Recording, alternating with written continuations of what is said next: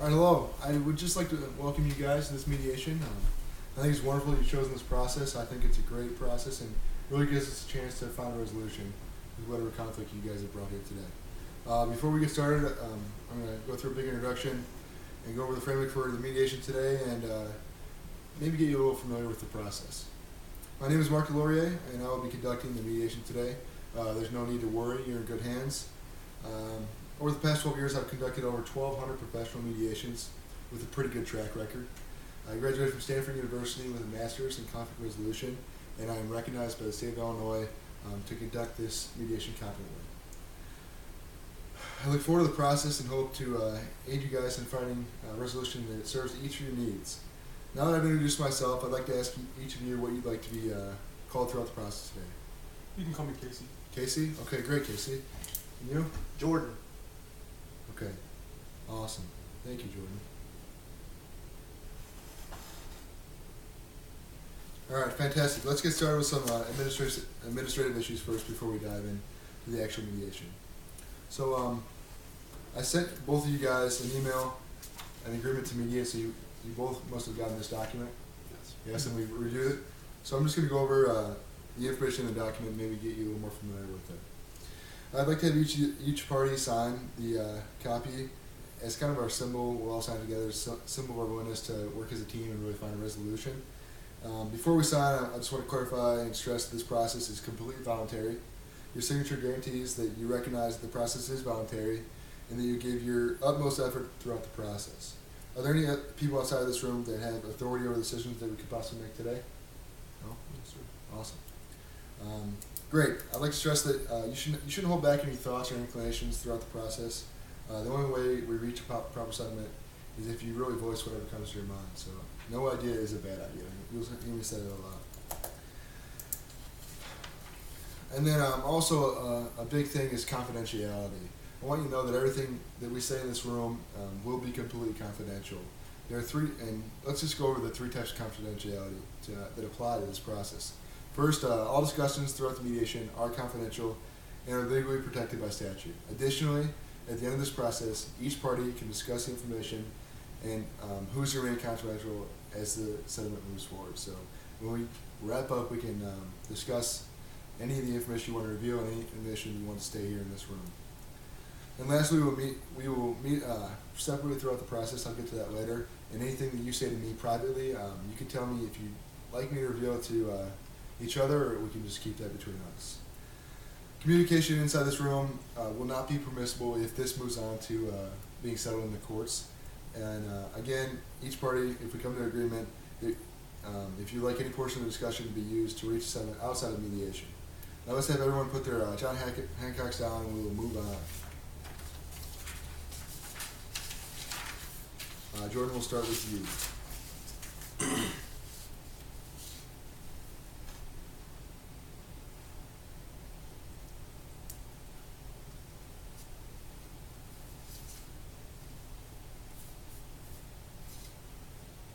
What's today's date? 24th. Thank you.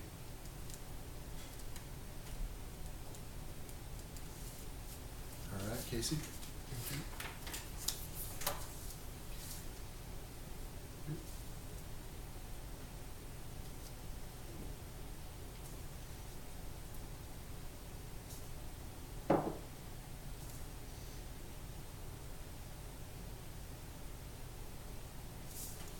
And I will sign it as well. It's kind of a symbol for us to work together and really try to find a resolution.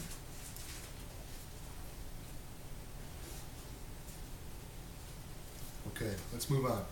So I don't know if you guys are familiar with the process of mediation, but I'm just going to explain my role in the process today. You're probably not familiar with it and may not be knowledgeable of my role. As your mediator, I'm here to assist, facilitate, and guide your negotiation. Oftentimes, parties need a neutral party to kind of break through those obstacles and arguments that kind of hinder the process from reaching agreement or resolution. I'm not a judge, and I hold no influence over these decisions you make today, and therefore don't attempt to persuade me to side with you, because I'm going to remain neutral. I'm professional. I've done that plenty of times. I will only offer my guidance and give my foremost effort to help you reach an adequate resolution. I would also like to ask each party if they have any prior contact with me before we enter the mediation process. No? No, I've never been in contact with you. Awesome. Please recognize if you've worked with me in any prior mediation that we had, or if we had contact in a social manner. No. No? Okay. Thank you. I just want to further stress that I will remain neutral throughout the process. I hold no obligation to either side. As you can see, I have no prior meeting with you guys, and I will not attempt to sway the resolution to favor either side.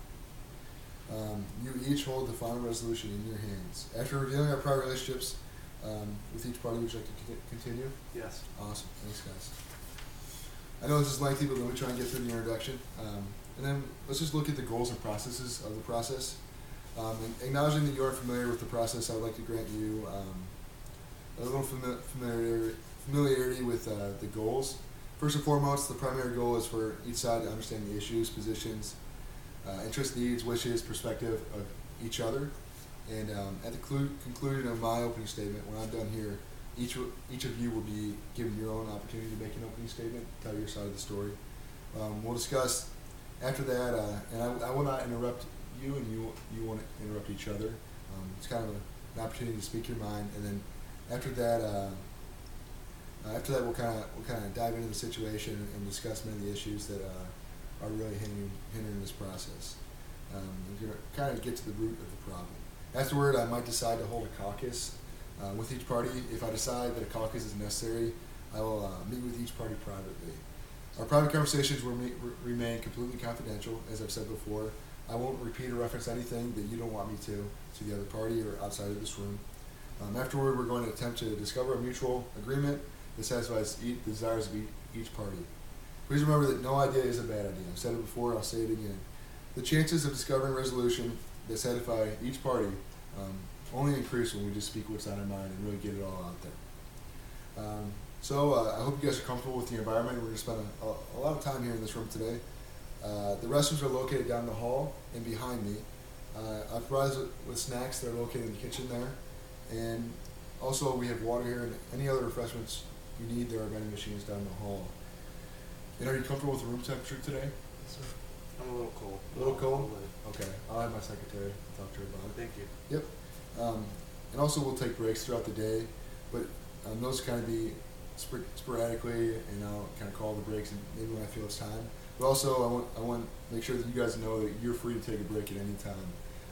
Sometimes the mediation, the discussions tend to get heated and passionate, so I'd really advise you to maybe breathe and take a break if you need to, and just step out of the room before you say something that might hear your irritation of the other parties. And also, I think mediation is a really valuable tool to solve a resolution outside of the courts. And a lot of times I'll encourage the parties to take a break and really collect their thoughts before they make a decision in the heat of battle and decide to step out and really ramp up this problem and go to the courts. So I encourage you to keep in mind why you're here and what you really want to find out of this process, and really make that to the forefront of your thoughts and let that guide you through this process. Again, each party, you guys are both here. It's completely voluntary. You can leave the process at any time, but like I said, I really advise you to take a break and collect your thoughts and really weigh the pros and cons of you leaving here. And but as always, it is voluntary. So every mediation I've conducted is different, and I just always have some common ground rules that I lay throughout every mediation that I conduct. And I'll enforce these throughout the process. I think it's really important that you express your opinions in a respectful and thoughtful manner without cussing or really degrading each other. That being said, I won't allow you guys to raise your voices or also use your cell phones. It's a sign of respect to staff your cell phones and really be committed to this process here today. And also, obviously, no physical contact will be allowed whatsoever. So right now, I'll give you the opportunity to turn your cell phones off if you have them on you, or silent them right now. No? No cell phone? I have my cell phone, but it's okay. Outside. Awesome, thank you. And then I just will enforce these rules, but I really expect you guys will follow them and be mature throughout the process. So that's the end of my introduction. Do you guys have any questions before we move on to you? No, sir. No. Okay, awesome. So Casey, I understand that you came here and you really wanted to to start the process of mediation. So if you'd like to tell the story, your side of the story first, and really give us your perspective, I'd love to hear it. Sure. I'm Casey Jones. I've been living in Naperville now for 5 years. Before that, I was a traveling writer. I was just looking for somewhere to settle down. Naperville was a quiet place. Nothing out of hand, nothing rowdy. Right now, I have a pregnant wife, and so I'm looking for a great place to raise our child. So settling down, I came to the Midwest, and so far I really enjoyed it. Right now, my next door neighbor is Tom Cavenburn, but he's out of town for a sabbatical, and so he rented out his place to this gentleman right here. And I think he's a great kid. Just some tough situation going on right now. Things I'm not really agreeing with, and things that I don't want to have my child be surrounded with or my wife be surrounded with. I'm not accusing him of everything right now. Just some possible theories I have in my head of him. Okay. Should I go ahead and do those theories right now? What I'm thinking about it? I'd love to hear it. Jordan, he's a great kid, but as an alum, he knows the college atmosphere. I think that his parties are getting a little bit out of hand on Friday nights, and I haven't brought it to the legal system yet. That's why we're here today. He's got loud music going, and not that it's bad music or anything. It's just bombarding the neighborhood with loud bass and stuff. Also, at these parties, I see questionable characters walking in. When I say questionable, I mean their age. I know we're right by campus, and college is college, but as an alum, I wouldn't want to see any underage kids there. And as a faculty next door, and as a faculty's home, I don't want to see any troubles going through. So that's why I brought you today. And secondly, I saw some disturbing stuff late at night one night. I saw Tom pull up in a white minivan, and he actually looked like they were moving some type of plants. They were potted plants, about shoulder length high. I couldn't really see much. Jordan was acting very suspicious, very nervous, antsy, and once they brought all the stuff inside, the van drove away, and I didn't see the van again. So that was very concerning. I didn't further any investigation there. I know it was out of my hand. I tried to talk to Jordan numerous times, and he's received my calls, but he has not returned any of them. So that's been very frustrating. I've been trying to connect with him. I'm actually somewhat a fan of his music, just not the volume of it. That's a little tough, but he just won't return anything, and it gets frustrating. So I'm just trying to bring it to a resolution, and so far no good. Also, there's been some damage to the property. I'm very fond of being a friend of Tom. I knew that Tom takes care of his lawn, and he cuts it, mows it, everything, weed whacks it. And Jordan, I know there's overgrown plants, there's weeds everywhere, and as someone was departing his party last weekend, I saw that they did some damage to some of his plant pots, his clay pots, which is frustrating. They've just been sitting in the driveway. That's really what I have to say about it right now. Yeah, awesome. So thanks for sharing. Mm-hmm. So just to clarify, you said that, you told the part about the white van. Mm-hmm. You said Tom pulled up and got out of the white van, or was that Jordan? I'm sorry, Jordan. Jordan? Okay. Tom was not. Tom's been gone. I apologize for that mistake. Okay. So, and also you said you're an alum of what school? Jordan is an alum Alum, okay. of North Central, Okay. and I'm a faculty there. Oh, you're a faculty member Yes. there? Awesome. That's good. Good for you. Thank you. So, just to kind of summarize what you said, and really for the group, it sounds like you're upset. You moved here to the Midwest to find a great environment to raise a family, Mm-hmm. and you thought you had that in a great neighbor in Tom, and once Jordan has moved in, he's had some sort of parties and questionable character issues that really come to your attention. It's concerning raising a family there. Yeah. With I the don't type have a of- good relationship with we have a good relationship, but it's just been hectic, traveling a lot, and I'm just trying to build it up here. Okay.